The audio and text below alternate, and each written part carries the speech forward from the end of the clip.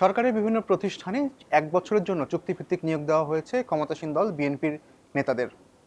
সরকারি বিভিন্ন সংস্থা, কর্পোরেশন বা বোর্ডে এর আগে কখনো এত রাজনীতিবিদের নিয়োগ দেখা যায়নি।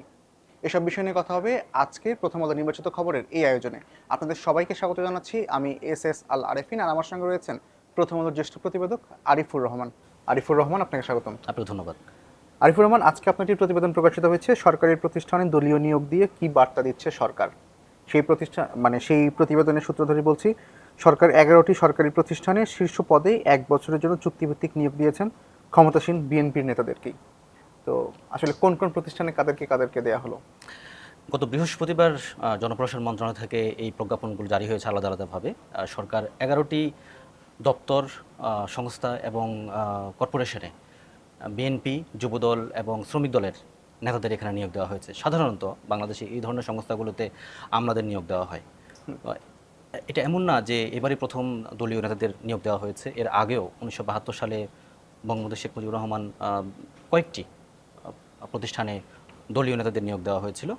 তো এরপরেও বিভিন্ন সময়ে দলীয় নেতা নিয়োগ দেওয়া হয়েছিল বিভিন্ন প্রতিষ্ঠানে, কিন্তু এইবারই প্রথম একসঙ্গে 11 জনকে সরকারের বিভিন্ন দপ্তর, কর্পোরেশন এবং বোর্ডে নিয়োগ দেওয়া হয়েছে। আমি প্রথমে যেটা বলছি, যেমন হলো যে বাংলাদেশ জল পরিবেশ, বন, জলবায়ু পরিবর্তন মন্ত্রণালয়ের অধীনে একটা প্রতিষ্ঠান আছে, বনশিল্প উন্নয়ন কর্পোরেশন। এই বনশিল্প উন্নয়ন কর্পোরেশনে নিয়োগ দেওয়া হয়েছে, আপনি জানেন যে রাজশাহীর সিটি কর্পোরেশনের সাবেক মেয়র মোসাদ্দেক হোসেন বুলবুলকে। তো তিনি বিএনপির একজন নেতা, তো তাকে নিয়োগ দেওয়া হয়েছে সেখানে। এটা একটি অতিরিক্ত সচিব পদমর্যাদার একটি পদ, সেখানে তাকে নিয়োগ দেওয়া হয়েছে। Bangladesh climate change trust fund, এটিও পরিবেশ মন্ত্রণালয়ের অধীনে একটি সংস্থা, সেখানে নিয়োগ দেওয়া হয়েছে একজনকে, তিনিও বিএনপি নেতা।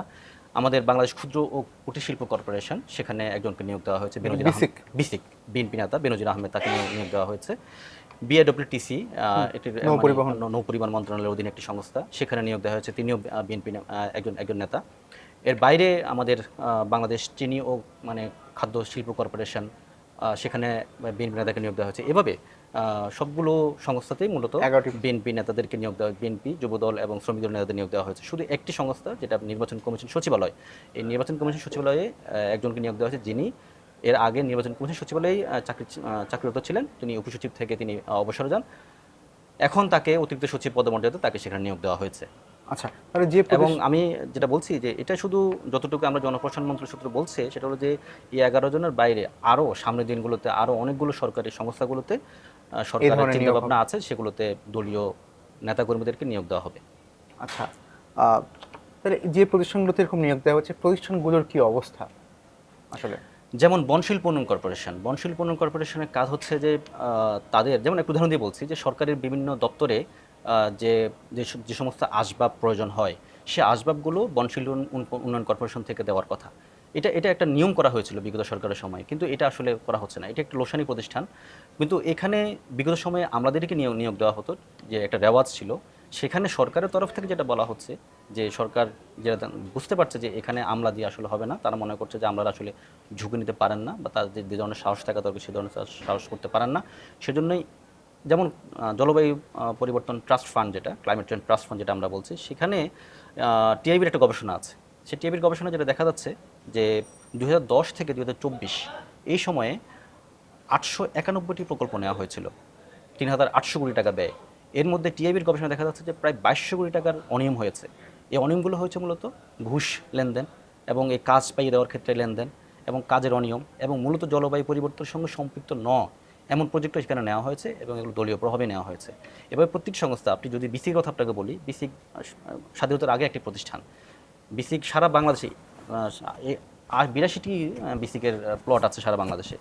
বেশিরভাগই হলো যে এগুলো অবহেলায় অযত্নে পড়ে আছে, এবং এগুলো লোকসানি প্রতিষ্ঠান হিসেবে রূপান্তরিত হয়েছে। তো সেই জায়গাগুলোতে সরকার মনে করছে যে এই সমস্ত প্রতিষ্ঠান লোকসানি প্রতিষ্ঠান, এগুলোতে সরকার লাভজনক করতে চায়। তো সেজন্য সরকার চিন্তা করছে যে আমলাদের দিয়ে যেহেতু হয়নি, দলীয় জায়গা থেকে এবং দলীয় লোকদের নিয়োগ দিয়ে যদি কিছু করা সম্ভব হয়।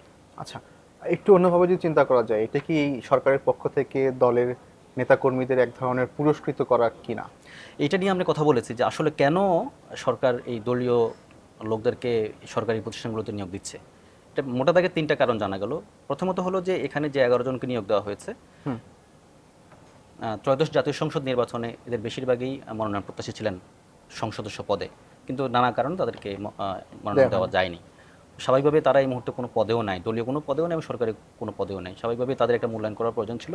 দল মনে করছে তাদেরকে এই ধরনের সংস্থাগুলোতে দিয়ে অন্ততপক্ষে তাদেরকে মূল্যায়ন করা উচিত, সেটা তারা করেছে।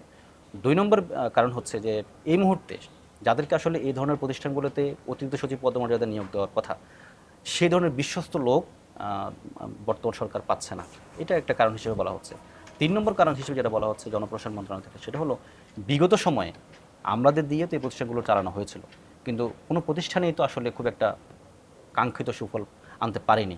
বিআইডব্লিউটিসি কথা যদি বলি, একটি লোকসানি প্রতিষ্ঠান হিসেবে, climate change trust fund, BC, এই ধরনের প্রতিষ্ঠানগুলো হলো যে শ্রমিক কল্যাণ ফাউন্ডেশন, এই সংস্থাগুলো আসলে কার্যকর কোনো ফল আনতে পারে নাই বিগত সময়ে। সেজন্য সরকার মনে করছে যে আমরা একটু রাজনৈতিক দল নেতাকর্মীদের দিতে চেষ্টা করি, দেখি পারি কিনা। আচ্ছা, এই যে সরকারি মানে প্রতিষ্ঠানে ক্ষমতাসীন দলের নেতাকর্মীদের নিয়োগ দেওয়া শীর্ষ পদে, এর প্রভাবটা আসলে কি হতে পারে? এর প্রভাব নিয়ে ইতিমধ্যে আলোচনা শুরু হয়েছে। প্রথমত হলো যে স্বাভাবিকভাবেই যেহেতু তারা রাজনৈতিক দল, একটা রাজনৈতিক দল থেকে আসছেন, তারা রাজনৈতিক নেতাকর্মীদের এক ধরনের তদবির থাকবে। এখানে যে অনিয়মগুলো যেটা বিগত সময় হয়ে আসছে, সেখানে দুর্নীতির মাত্রা বেড়ে যাওয়ার আশঙ্কা করা হচ্ছে। এই বিষয়ে আমরা সরকারের বিভিন্ন মহলে আমরা কথা বলার চেষ্টা করেছি, রাজনীতির সঙ্গে কথা বলার চেষ্টা করেছি এবং আমাদের বিশেষজ্ঞদের সঙ্গে কথা বলার চেষ্টা করেছি। তাদের কাছে 2 ধরনের মতামত পাওয়া যাচ্ছে।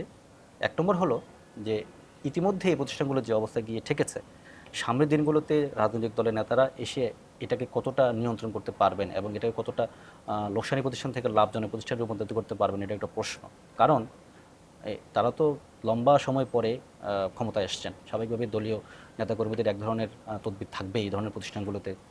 আপনি জানেন যে এই ধরনের প্রতিষ্ঠানগুলো সারা বাংলাদেশে ছড়িয়ে ছিটিয়ে, এদের অনেক সম্পদ আছে, অনেক জমি আছে, প্লট আছে।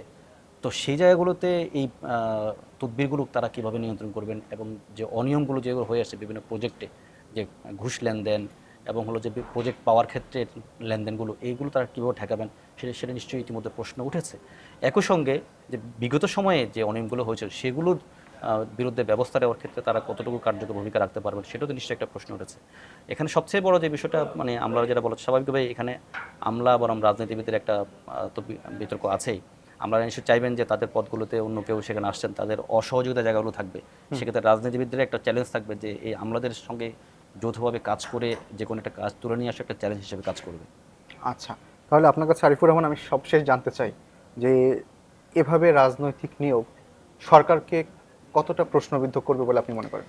প্রশ্নবিদ্ধ এটা নিশ্চয়ই 1 বছর পরে, যেহেতু এই নিয়োগগুলো 1 বছরের জন্য চুক্তিভিত্তিক নিয়োগ দেওয়া হয়েছে এবং 1 বছর পরে একটা ফলাফল নিশ্চয়ই আমরা পাবো, সেটা সরকার পক্ষ থেকে হোক বা আমরা আমাদের রিপোর্টিংয়ের জায়গা থেকে হোক, যে আসলে তারা কতটা কার্যকর ভূমিকা রাখতে পারছেন। এই প্রতিষ্ঠানগুলো 1 বছর আগে বা এখন কী অবস্থায় আছে, 1 বছর পরে এই প্রতিষ্ঠানগুলো অবস্থা কোথায় গিয়ে ঠেকে, নিশ্চয়ই সেটা একটা মূল্যায়ন তো হবেই। কিন্তু এখানে যে বিতর্কটা তৈরি হয়েছে এবং যে প্রশ্নটা তৈরি হয়েছে, সেটা হলো যে আসলে এই ধরনের প্রতিষ্ঠানগুলো সাধারণত যেটা রেওয়াজ হয়ে আসছে, যে সাধারণত এখানে আমলাদেরকে দেওয়া হয়। আমলারা এখানে যেটা বলার চেষ্টা করছে সেটা হচ্ছে আমাদের, মানে আমলাদের একটা এখানে জবাবদিহির একটা জায়গা থাকে। জবাবদিহির জায়গাতে নানাভাবে থাকে, যদি কেউ কোনো অনিয়ম করে থাকে তার বিরুদ্ধে বিভাগীয় মামলা হয় এবং তার পেনশন আটকে দেওয়া হয়, অনেকগুলো ঘটনা ঘটে থাকে। সে সঙ্গে দপ্তর চালানোর একটা অভিজ্ঞতার বিষয় আছে। কিন্তু রাজনীতিবিদদের যেহেতু কোনো ধরনের জবাবদিহির জায়গাটা নাই, মানে তারা আসলে কার কাছে জবাবদিহি করবেন, যে আমরা যেহেতু তাদের একটা জবাবদিহির জায়গা থাকে, যদিও সেটা নিয়ে প্রশ্ন আছে যে আসলে কতটা জবাবদিহি হয়, কতটা ব্যবস্থা নেওয়া হয়, কিন্তু রাজনীতিবিদদের তো সেটাও নাই। তাহলে সেক্ষেত্রে রাজনীতিবিদের জবাবদিহিটা কীভাবে হবে? যদি এটা নিয়ে আমি কথা বলেছি বিএনপির 2-1 নেতার সঙ্গে যারা দায়িত্ব পেয়েছেন, তাদের বক্তব্য হলো তাদের জবাবদিহিটা আসলে জনগণের কাছে। 1 বছর পর জনগণ নিশ্চয় মূল্যায়ন করবে তারা কতটা সফল হয়েছে এবং কতটা ব্যর্থ হয়েছে। অতএব মানে উপসংহারে যেটা বলতে পারি সেটা হলো যে নিশ্চয়ই এটার ভালো মন্দ খারাপ ভালো এখনই বলার সময় হয় নাই। 1 বছর পর, যেহেতু 1 বছর তাদেরকে চুক্তিভিত্তিক নিয়োগ দেওয়া হয়েছে, 1 বছর পরে গিয়ে আসলে মূল্যায়ন করা সম্ভব হবে তারা কতটা ভালো করেছে, কতটা খারাপ করেছে। অসংখ্য ধন্যবাদ আরিফুর রহমান, আজকে আমরা এখানেই শেষ করছি। আপনাকে ধন্যবাদ। দর্শক, আমরা এতক্ষণ কথা বলছিলাম সরকারি প্রতিষ্ঠানে রাজনীতিবিদ নিয়োগ এবং তার প্রভাব নিয়ে। আমরা আপনাদের সামনে আবারও হাজির হব নতুন কোনো বিষয়ে কথা বলতে। সে পর্যন্ত ভালো থাকুন, সুস্থ থাকুন আর প্রথম আলোর সঙ্গে থাকুন।